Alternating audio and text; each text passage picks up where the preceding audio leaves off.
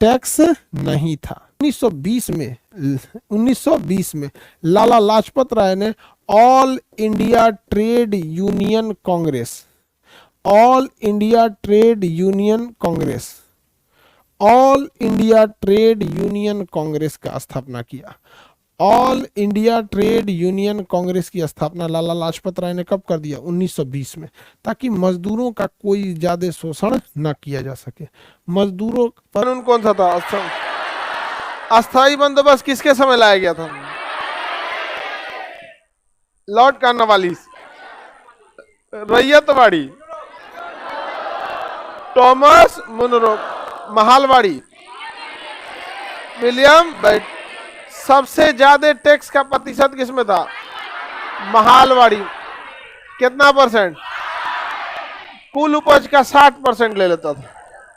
सबसे कठोर कानून को अस्थाई बंदोबस्त में कितना टैक्स लेगा ये जमींदार डिसाइड कर, लेकिन टोटल टैक्स का कितना भाग करेगा? 11। उसमें अंग्रेज कितना रखेंगे? 10। एक भाग जमींदार इसमें करप्शन बहुत करता था और लोग को यहाँ पे टॉर्चर भी बहुत ज्यादा कर देता था। तो जमींदारी व्यवस्था यहाँ पे। रैयतवाड़ी व्यवस्था में सबसे ज्यादा क्षेत्रफल पे था। कितना परसेंट पे? 51। ये सारी व्यवस्थाएं हम आपको बता दिए। इजादारी व्यवस्था ही बताते। तो पहला जो मजदूर संगठन था उसका नाम क्या था? बॉम्बे मिल हैंड एसोसिएशन। इसके संस्थापक 1884 में लोखंडे थे। कौन थे? लोखंडे। कांग्रेस की स्थापना से जस्ट 1 साल पहले इसकी स्थापना हुआ था, लेकिन इसमें इस संगठन में उतनी मजबूती नहीं थी। 1920 में लाला लाजपत राय तथा एमएन जोशी, लाला लाजपत राय तथा एमएन जोशी ने क्या चालू किया? All India trade union Congress. All India trade union Congress. समझ में आ गया कि नहीं आ गया? All India trade union Congress. ठीक है। तो ये कई समय तक अंग्रेजों के लिए लड़ी थी, अंग्रेजों से लड़ी थी, क्योंकि भारतीय सामानों पर वो लोग विदेश भेजने पे निर्यात टैक्स लगा देते थे। कार्ल मार्क्स ने भारत के विषय में कहा है कि अंग्रेजों ने सूती वस्त्र के घर में सूती वस्त्र का अंबार लगा दिया था। ये कार्ल मार्क्स का कहना था, क्योंकि भारत में सूती वस्त्र का उत्पादन पहले से होता था। तो ये मोहम्मद इकबाल ने लिखा था। ये शुरुआत में डाल देंगे राजगोपालाचारी के ऊपर, और जब संविधान बन के लागू हो गया तब दे दिया गया राजेंद्र प्रसाद को। यहाँ पे राजेंद्र प्रसाद संभाल लिए वहां से। ठीक, वो ससुरा ऐसे बैठ गया सब बिना संविधान के यहाँ पे। तो बाद में अल्लामा इकबाल, द्विराष्ट्र के सबसे पहले कल्पना किसने किया था? मोहम्मद इकबाल ने। इसी ने सबसे पहले द्विराष्ट्रवाद बोला था। हालांकि चौधरी रहमत अली ने नाम दिया था पाकिस्तान, और पाकिस्तान की मांग रखी थी जिन्नन। कराची अधिवेशन 1904, लाहौर अधिवेशन 1904। किसका लाहौर अधिवेशन? मुस्लिम लीग का। अब इसे कांग्रेस का। वंदे मातरम बंकिम चंद्र चटर्जी, वंदे मातरम बंकिम। इसको लेकर बड़ी विवाद हो जाता है। हम वंदे मातरम नहीं बोले। ये वही लोग कहते हैं जिन्हें राजनीति में जिंदा रहा। विजयी विश्व तिरंगा प्यारा। श्यामलाल गुप्ता पार्षद, श्यामलाल गुप्ता पार्षद इसे बोला जाता है। वेदों की ओर लौटो। दयानंद सरस्वती। आप लोग बताइए, फर्स्ट बेंच ले लो। दयानंद सरस्वती असली नाम? मूल शंकर। ठीक है। उधर सब होशियार बैठी है, सब यहाँ सब बकलोल बैठी है। सब जय जगत विनोबा भावे। व्यक्तिगत सत्याग्रह में योगदान दिया था। भूदान आंदोलन चालू किया था। भारत में रेमन मैग्सेसे अवार्ड सबसे पहले किसे मिला था? विनोबा भावे। यहाँ संपूर्ण क्रांति जयप्रकाश नारायण। मेरे पीठ पर पड़ी एक एक लाठी, लाला लाजपत राय। कौन? किसने बोला? लाला लाजपत। स्वराज मेरा जन्म सिद्ध अधिकार, बाल गंगाधर तिलक। जिस दिन भारत असहयोग आंदोलन की शुरुआत थी उसी दिन इनका देहांत हो गया। सरफरोश की तमन्ना अब हमारे दिल। किसने बोला? राम प्रसाद बिस्मिल।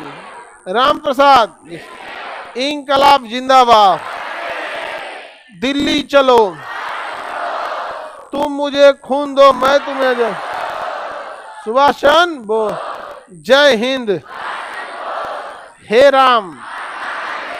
करो या मरो, आराम हराम है, आराम हराम जवाहरलाल नेहरू, ये दोनों में गड़बड़ी करता है सर। ठीक है, इसलिए ये गड़बड़ नहीं करना है। इसको पीडीएफ में ना जो जो नारा आपसे दिमाग से उतर जाता है उस पर एक टिक लगा दीजिएगा। सारे नारे आपके दिमाग से नहीं उतरेंगे, कुछ कुछ नारा आपके दिमाग। हाँ, पूर्ण स्वराज जवाहर। अच्छा, ये 1929 में माने थे ना, क्यों? क्योंकि इनके पिताजी के बढ़िया बेइज्जती कर, अखंड बेइज्जती कर दिया था 1928 में। मोतीलाल, हाँ,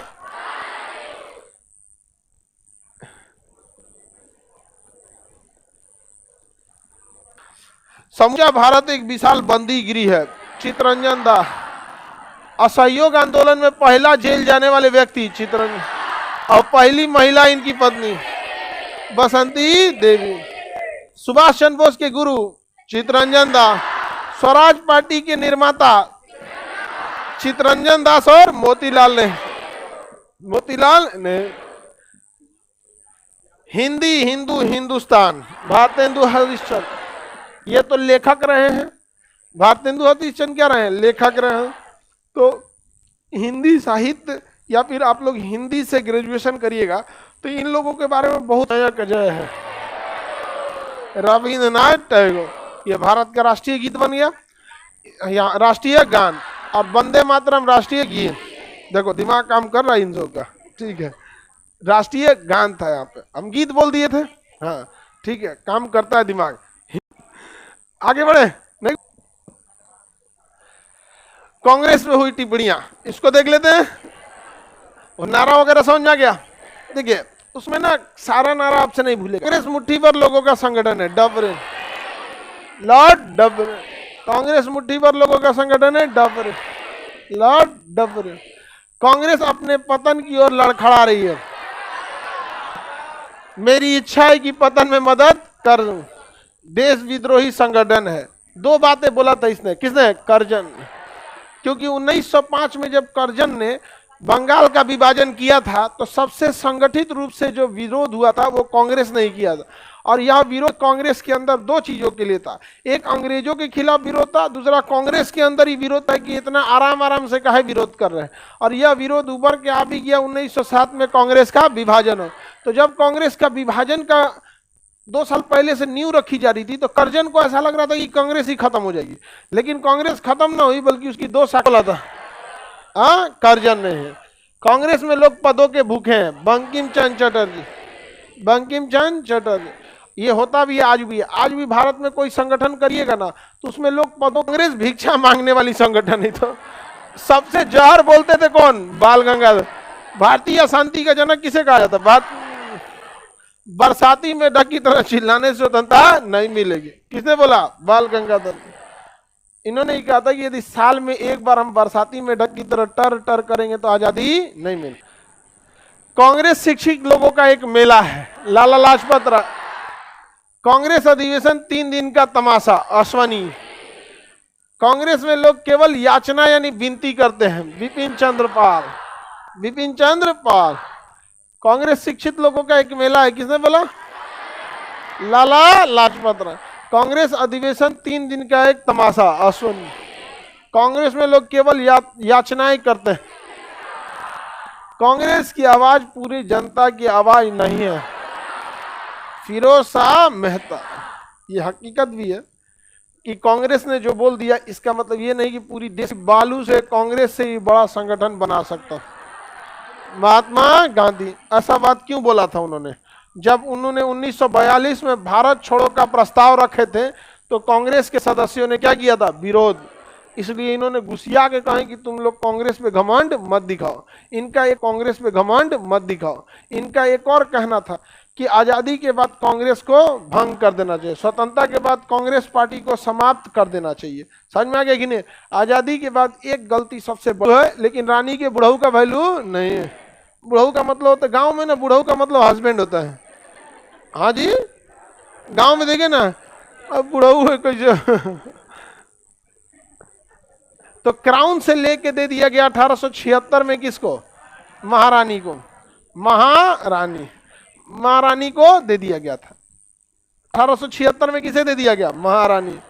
महारानी को। अब बताइए, जब भारत का शासन पहले राजा को दिया गया, बाद में महारानी को दिया गया, तो अगर महारानी चेंज होगी तो भारत में भी चेंज होगा। जिस तरह से भारत 1876 में कौन चेंज हुआ था? राजा से किसे दे दिया गया था? महारानी को। तो पहला दिल्ली दरबार 1876 में चेंज हुई। अब जैसे चुनाव खत्म होते ही शपथ थोड़ी कोई ले लेता है, तो कहा गया कि भाई 1 जनवरी को एक ही बार इसका आयोजन किया जाएगा। 1 जनवरी 1878 को, 76 में चेंज हुई, तो 77 में क्या हुआ? 78 बोल दिया गया, 77। तो जब 76 में चेंज हुआ था, महारानी के पास आए, तो कहा गया कि भाई ये तो चेंज हुआ है बीच में, इसका जो वो मनाया जाएगा, पार्टी दिया जाएगा, इसके बाद 1 जनवरी को दिया जाएगा। तो 1 जनवरी क्या हो गया? 1877 को यहाँ पहला दिल्ली दरबार का आयोजन किया गया। इस समय वायसराय लीटन था। कौन था? Lord Lytton. याद कीजिए ना, यही सोच रहा था 1878 में। क्या लाया था? वर्नाक्यूलर एक। क्या लाया था? वर्नाक्यूलर। कौन सा एक लाया था? वर्नाक्यूलर एक लाया था। इस समय राजधानी कौन थी? विक्टोरिया थी। कौन थी?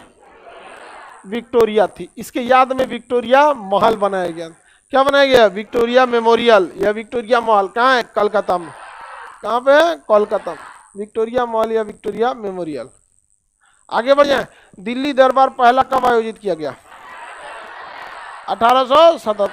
महारानी विक्टोरिया, महारानी वायसराय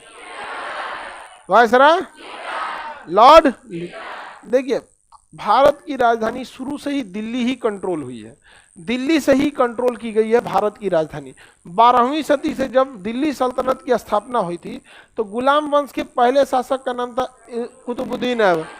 इस ससुरा लाहौर से कंट्रोल किया था, लेकिन उसके बाद इल्तुतमिश कहाँ गया? दिल्ली।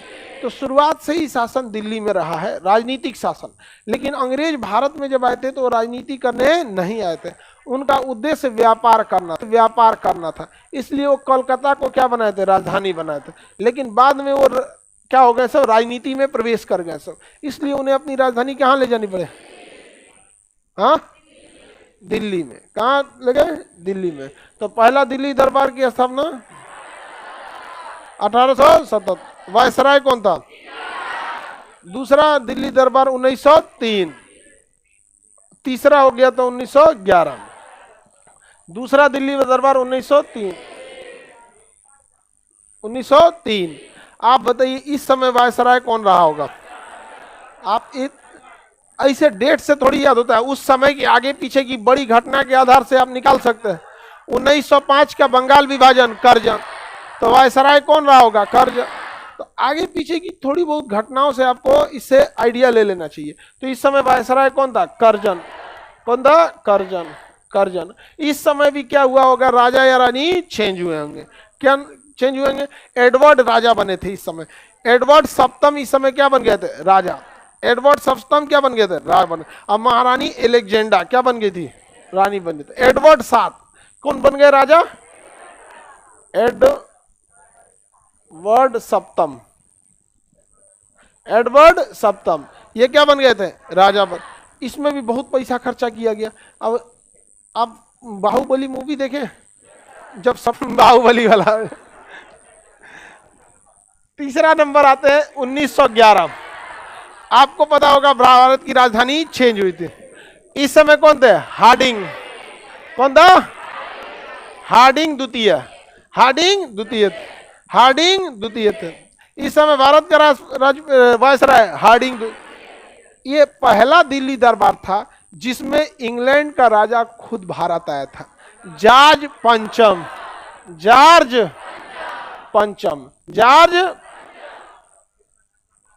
पंचम ठीक लिखा है जी, जॉर्ज पंचम। अब जब ये आया भारत में तो कोनो घाट ना उतार दीजिएगा, इसको ढह जाएगा। तो घाट बनाया गया, स्पेशल घाट बनाया गया मुंबई में। घाट पे खूब बढ़िया बालू उलू डाल के प्लास्टर उस्तर किया गया यहाँ पर, और वहां बनाया गया गेटवे ऑफ इंडिया। क्या बनाया गया? जॉर्ज पंचम के लिए। किसके लिए? जॉर्ज पंचम के लिए। वही घाट पे उतरेगा मुंबई में और वही घाट से जाएगा वहां पे, खूब बढ़िया उसको प्लास्टर उस्तर करके बनाया गया था। आज भी जाके देखिएगा जॉर्ज पंचम इंडिया के पास, अरे नॉर्मल सा गेट है, वहीं से आया था। किसमें खुद राजा आया था? हाँ, तीसरा दिल्ली दरबार 1911। पहला दिल्ली दरबार किसके समय? लिटन। दूसरा, तीसरा, पहला लिटन, दूसरा, तीसरा हार्डिंग के समय। किसके समय? पहला में रानी, दूसरा में एडवर्ड सप्तम, एडवर्ड सब। आप लोग बताइए तीसरा में, बीच में नहीं बोले गलो, बताओ। बकलोलिया। इसमें कई निर्णय लिए गए थे तीसरे वहां पे। पहला निर्णय नंबर 1, बंगाल विभाजन रद्द, बंगाल विभाजन रद्द कर दिया गया। दूसरा, राजधानी दिल्ली, राजधानी दिल्ली बना दिया गया। क्या बना दिया गया? दिल्ली बना दिया गया।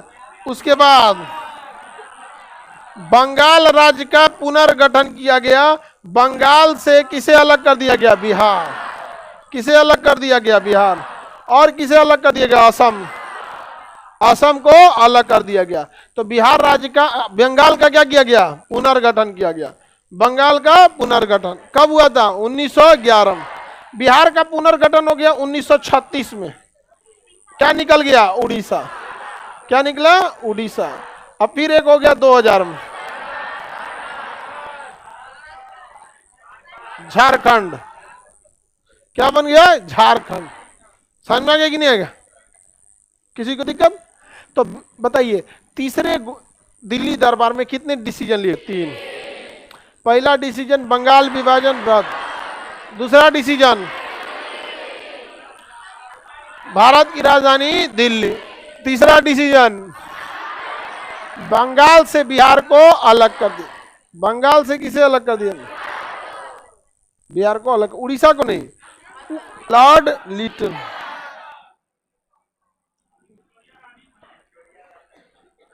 पहला हुआ था 1870, दूसरा हुआ 1903,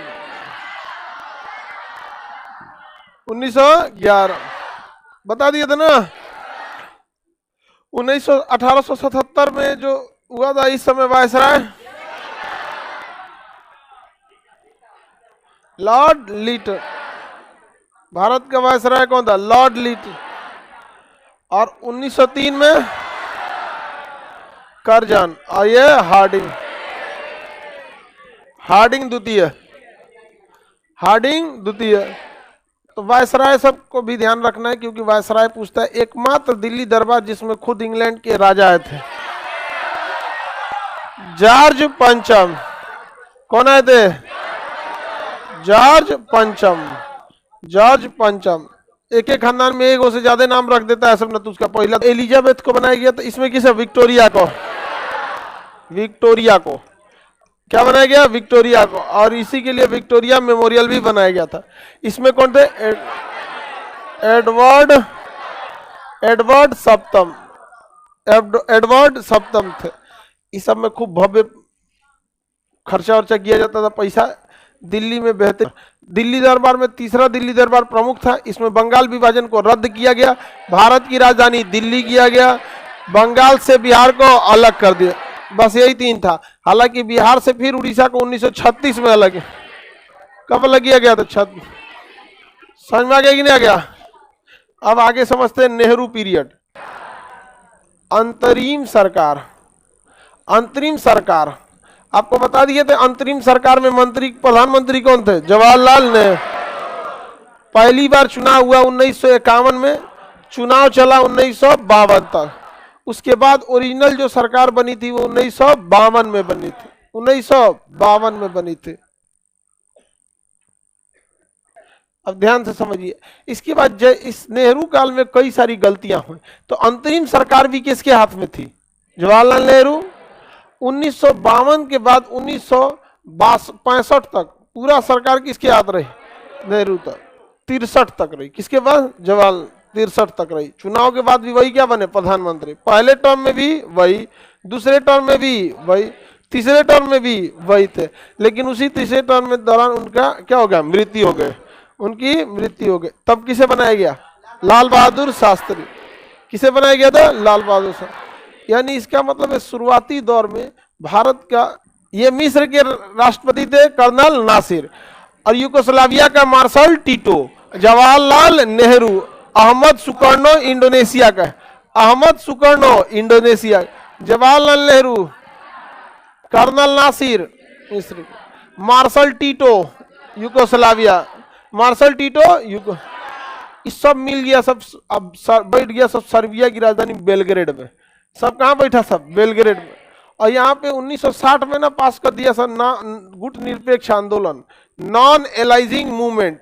ये बहुत अच्छा निर्णय था जवाहरलाल नेहरू का कि हम किसी भी गुट में नहीं जाएंगे, क्योंकि जो रसिया के गुट में गया ना, जो रूस के गुट में गया, उनको मारा अमेरिका, धो के रद्द कर दिया।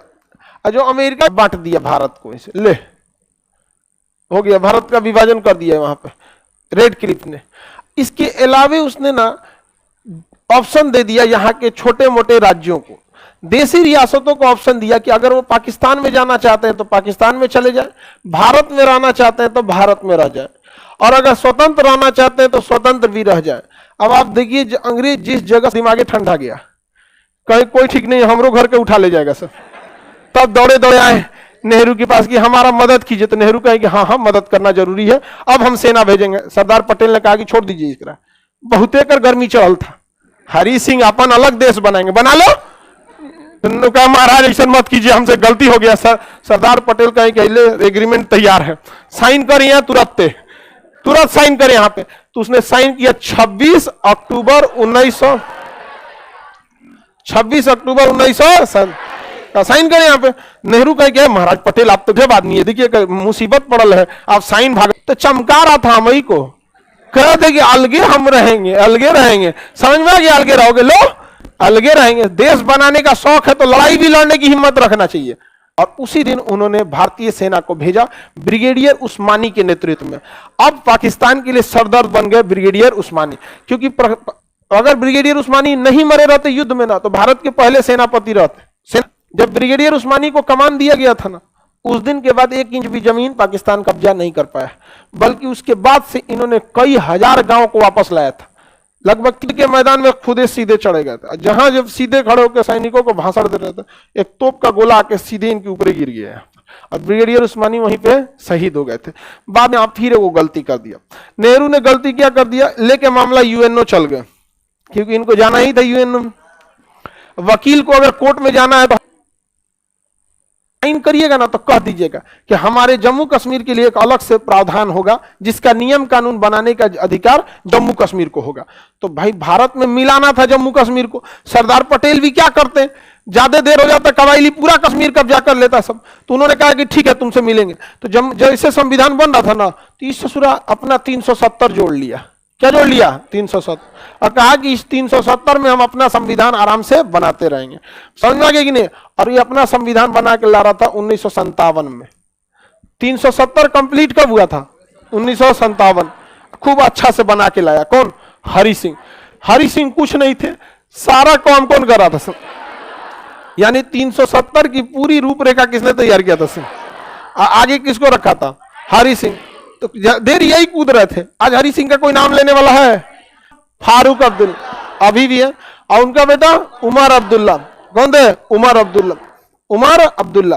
370 जोड़ दिया गया, और इसी 370 का नतीजा आप देख रहे हैं कितना लंबा समय तक हो गया था। 370 हट गया। अब यहां से क्या है कि अभी भी आपको 15 से 20 साल लगेंगे घुलने मिलने कश्मीर में। कश्मीर 2 नियम बताया, एगो को पाकिस्तान नहीं मानने को तैयार, एगो को भारत मानने को तैयार नहीं। पहला कहता है कि पाकिस्तान को अपनी सेना वापस बुलानी पड़ेगी। पाकिस्तान को सेना क्या करनी पड़ेगी? वापस बुलाना पड़ेगा। और भारत से कहता है कि आप यहां पर जनमत संग्रह कराइएगा। क्या कराएंगे? जनमत संग्रह, रेफरेंडम। मतलब यहां के लोगों से पूछिएगा कि आप कहां रहना चाहते हैं। समझ गए कि नहीं? भारत चाहता ही नहीं है जनमत संग्रह हो, क्योंकि वहां पे पाकिस्तान ने पूरा जौहर बो के रखा।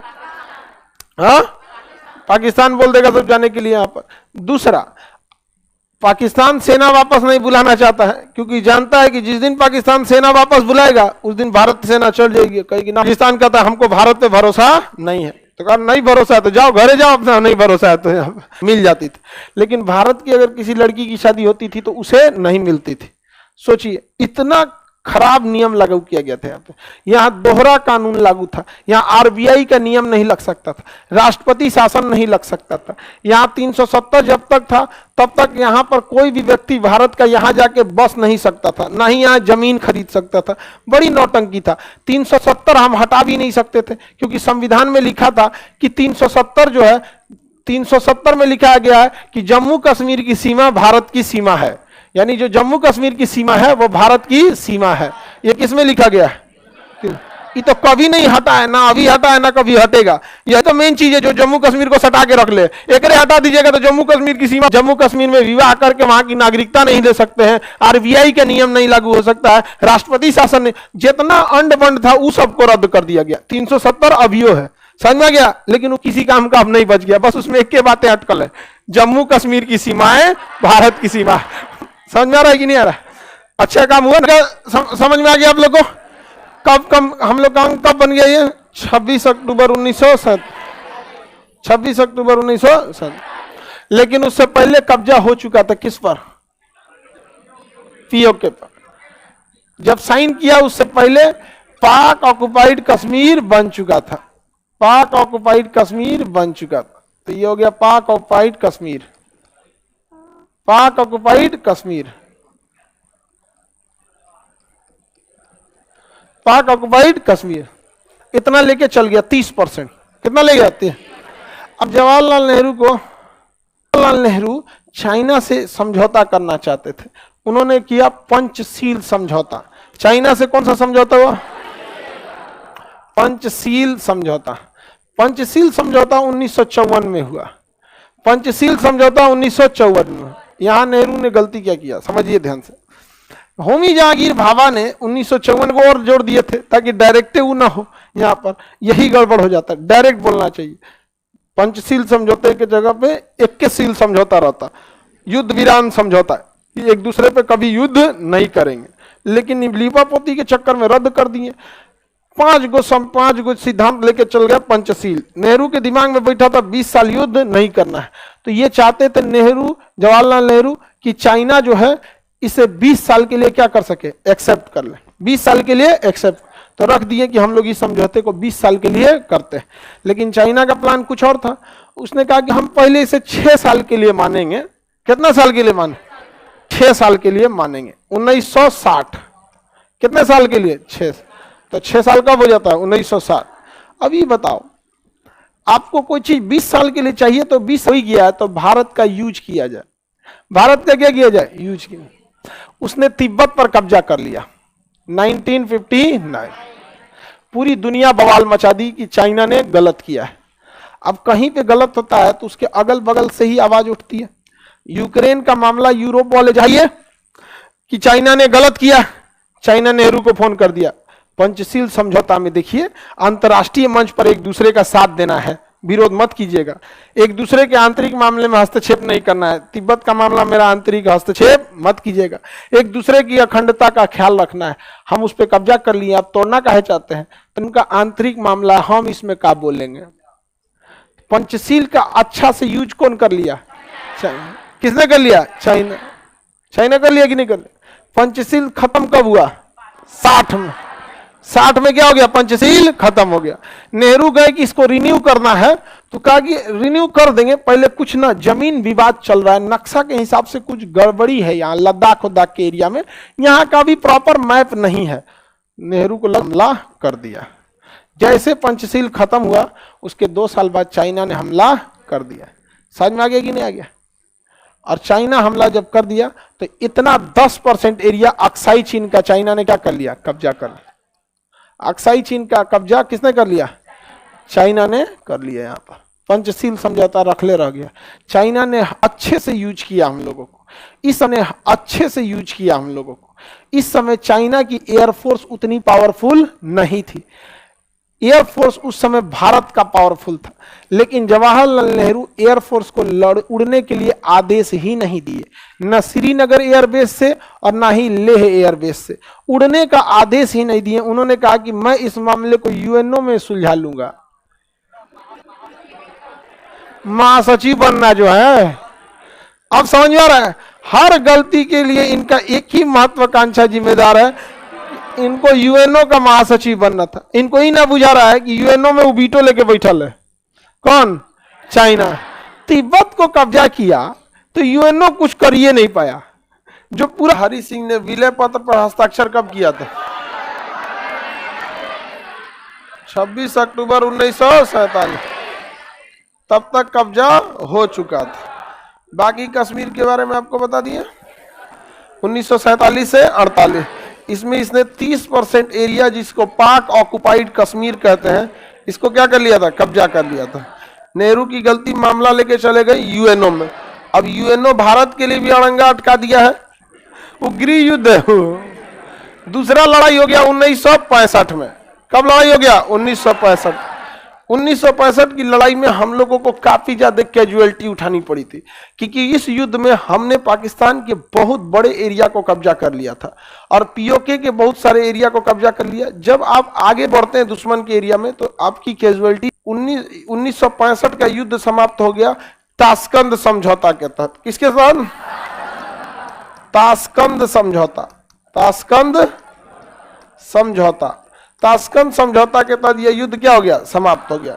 इस युद्ध में रूस जो था वो भारत पर दबाव बना रहा था कि आप युद्ध को समाप्त कीजिए, और अमेरिका भी पाकिस्तान पर दबाव बना रहा था युद्ध को समाप्त कीजिए। अब 1965 का जब भारत पाक युद्ध हुआ था तो इसके लिए लाल बहादुर शास्त्री जो थे, और यहाँ पे पाकिस्तान का जो आतंकवादियों का प्रमुख था, नहीं प्रधानमंत्री, चलिए आगे समझिएगा। अरे यहाँ पे बहुत ज्यादा कबायली एरिया भी ज्यादा थे यहाँ पे, तो यहाँ से ये लोग कहाँ गए थे? उज्बेकिस्तान की राजधानी ताशकंद में।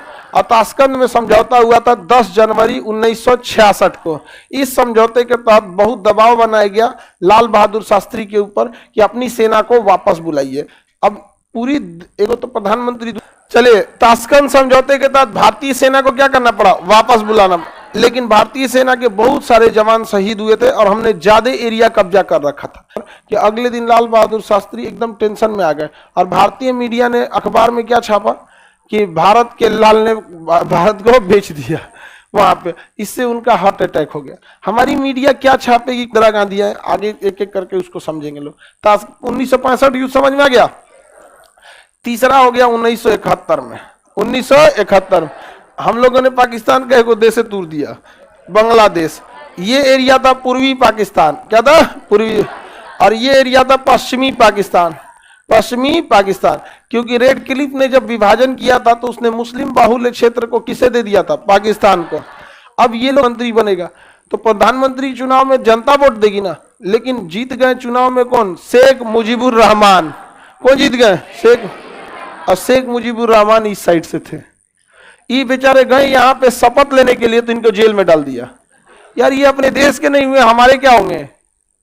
जिन लड़कियां इस यहाँ पे विरोध किया इसमें, तो यहाँ की सेना यहाँ पे आके आई और क्या कहती है सेना कि ये लोग विरोध इसलिए कह रहे हैं क्योंकि इन्हें लगता है कि ये बंगाली है। एक काम करते हैं, यहाँ पर इन लोगों ने क्या किया, लगभग ऑफिशियली 30,000 महिलाओं का रेप किया इन लोगों ने, और कहा कि अब जो बच्चे होंगे ना वो प्योर पाकिस्तानी होंगे।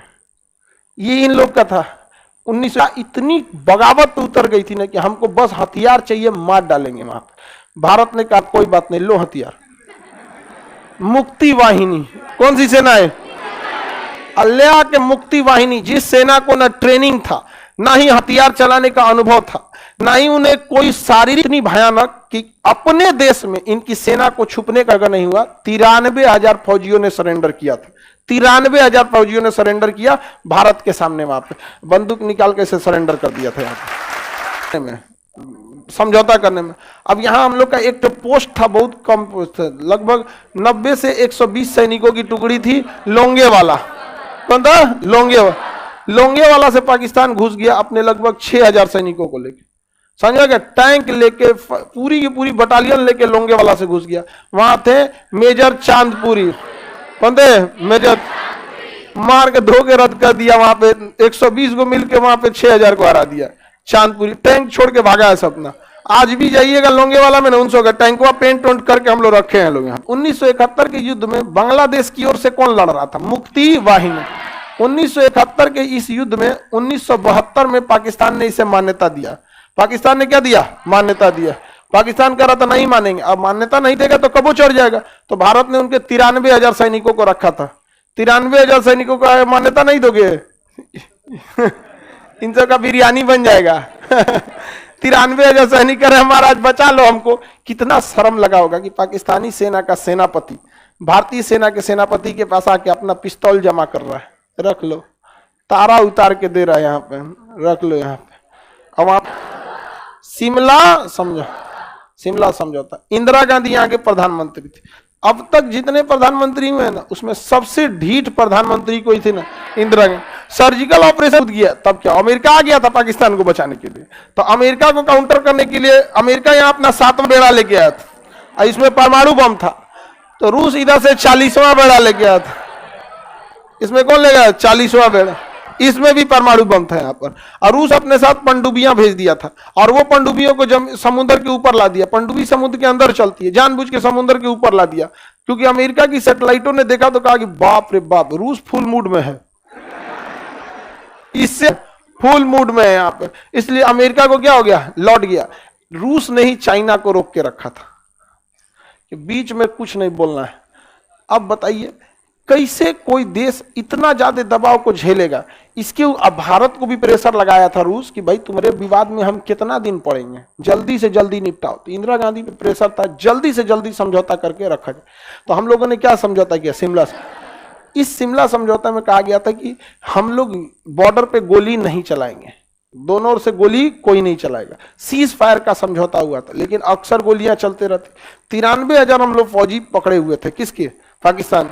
उसी समय अगर हम लोग ये कह सकते थे कि हमको पीओके वापस चाहिए, नहीं तो इन लोगों को हम वापस भेज देंगे ऊपर, समझ में आ गया, तो पाकिस्तान को मानना पड़ता। लेकिन हम लोग के ऊपर इतना प्रेशर था अमेरिका का, चाइना का, रूस का, हम लोग अपने दम पे कौन सी थे उस समय 1900, उसमें से भारत में ना तीसरी पंचवर्षीय योजना चौपट हो चुकी थी, एकदम उटपटांग हुआ था। जवाहरलाल नेहरू की खुद कुछ ही समय मौत हुई थी, लाल बहादुर शास्त्री की कुछ समय मौत हुई थी। तो हम लोग को अजीब टाइप का सिचुएशन था, भूखमरी की स्थिति आ गई थी, तो बहुत ज्यादा प्रॉब्लम था। इसलिए हम लोग को शिमला समझौते में बस नॉर्मल चीजों को फॉर्मेलिटी करके पूरी किया गया। हालांकि शिमला समझौता के समय हम लोग अगर ये चाहते तो उस समय पीओके के एक हिस्से पर अच्छा खासा दबाव बना सकते। 1972 शेख मुजीबुर रहमान को छोड़ा गया और यहां ले आके प्रधानमंत्री बनाया गया, कहां पे, बांग्लादेश। लेकिन पाकिस्तान ने आईएसआई के थ्रू सबको मरवा दिया, ए टू जेड। पाकिस्तान ने आईएसआई के थ्रू सबको मरवा दिया, ए टू जेड फैमिली को मरवा दिया। उनकी बस बेटी पढ़ रही थी इंग्लैंड में, शेख हसीना, वही बच गई थी। समझ में आ गया कि नहीं आ गया। 16 फिल्म भी उसी समय रिलीज हुआ था, समझ में आ गया। शिमला समझौता, कौन सा समझौता, आपको जानकर ताज्जुब होगा पाकिस्तान के इतिहास में बांग्लादेश अब पढ़ाया नहीं जाता है, क्योंकि जब मतलब बेशर्मी क्या चीज होती है, आप जरा सोचिए, अपने से जरा सोचिए कि किस फौज की ये बात कर रहे हैं। यहां पर पाकिस्तान की फौज खड़ी थी और यहां इंडियन आर्मी, यहां इंडियन आर्मी का 120 जवान और यहां इनके 93,000 जवान। ये 120 जवान के ऊपर प्रेशर था कि तुम हट जाओ, नहीं लड़ पाओगे। मेजर चांदपुरी ने कहा कि नहीं लड़ पाएंगे तो मर जाएंगे, हटेंगे नहीं। और इन लोगों ने भगा दिया पाकिस्तानियों को, समझ में गया। और यहां पे देखिए, इधर देखिए, इधर 93,000 पाकिस्तानी फौजी थी, इनके ऊपर प्रेशर था कि लड़ो भारतीयों से, कर ना लड़ पाई तो हमारे बाप रे बाप ना लड़। कहां हमला कर दिया, सियाचिन पर। किसने हमला कर दिया, पाकिस्तान, पाकिस्तान ने। इसको फिर मार के भगाया गया 1984 में सियाचिन में। 1984 सियाचिन, कौन सा operation, Meghdoot, operation Meghdoot, operation Meghdoot. और एक और ऑपरेशन था ऑपरेशन राजीव। फिर 1999 में पाकिस्तानियों ने कारगिल की लड़ाई लड़ी। कौन सी लड़ाई, कारगिल की लड़ाई। कारगिल की लड़ाई ऑपरेशन विजय, कारगिल की लड़ाई के लिए ऑपरेशन विजय चला, ऑपरेशन विजय चला। किसी को कोई दिक्कत नहीं है। ये तो पाकिस्तानियों ने डायरेक्टली लड़ाई किया था, समझ में गया। कारगिल की लड़ाई में पाकिस्तान का कहना था कि उसके एक भी फौजी नहीं लड़े, जबकि कारगिल की लड़ाई में तोप का गोला चलाया जा रहा था। किसी आतंकवादी के पास तोप का जो एरिया था, यहां पर सिख जो सरदार थे उसमें भिंडरावाला, क्या थे, भिंडरावाला के नेतृत्व में कुछ सिख सरदारों ने ग्रुप बना लिया और इसको इन्होंने कहा कि सिखों के लिए अलग देश की वो मांग करने लगे, खालिस्तान। इसके पीछे पाकिस्तान का समर्थन था, को बुलाया गया और भारतीय सेना ने ऑपरेशन ब्लू स्टार चलाया। क्या चलाया? Operation blue star. और ऑपरेशन ब्लू स्टार के तहत स्वर्ण मंदिर में जितने खालिस्तानी समर्थक थे उन पर गोलियां चलाई गई, कैजुअलिटी हुई, मरे लोग, फिर स्वर्ण मंदिर को मुक्त कराया गया। तो पंजाब का पूरा हिस्सा नहीं, कुछ जगहों से इसकी मांग थी। यहाँ